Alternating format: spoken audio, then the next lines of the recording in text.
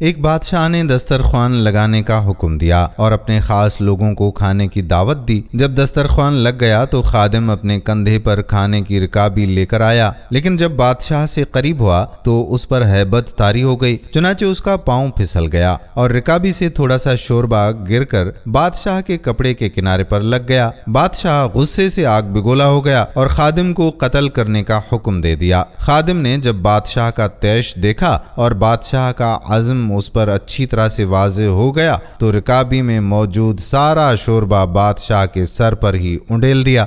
بادشاہ نے غراتے ہوئے آواز دی، ارے تیری بربادی ہو، یہ کیا کر رہا ہے؟ خادم نے عاجزانہ انداز میں عرض کیا، بادشاہ سلامت، میں نے یہ حرکت آپ کی عزت و شان اور غیرت کے تحفظ کے لیے کی ہے۔ بادشاہ نے پوچھا کہ وہ کیسے؟ خادم کہنے لگا کہ مجھے ڈر ہے کہ لوگ میرے قتل پر یہ نہ کہیں کہ ہمارا بادشاہ بھی عجیب جلالی ہے کہ معمولی سی غلطی پر خادم کو قتل کروا دیا، حالانکہ خادم نے جان بوجھ کر یہ غلطی نہیں کی تھی۔ پھر لوگ بادشاہ کو ظالم اور جابر گرداننے لگیں گے، لہٰذا میں نے یہ دوبارہ جان بوجھ کر بھاری غلطی کرنے کی جرت کی تاکہ لوگوں کو پتہ چلے تو اسے معمولی غلطی نہ سمجھیں، آپ کو بھی معذرت کی ضرورت نہ ہوگی اور آپ کی عزت و ہیبت بھی لوگوں کے دلوں میں باقی رہے گی۔ خادم کی گفتگو سن کر بادشاہ تھوڑی دیر سر جھکائے رہا، پھر سر اٹھایا اور گویا ہوا، اے فعل قبیح کا ارتکاب کرنے کے بہترین اسلوب میں معذرت کرنے والے،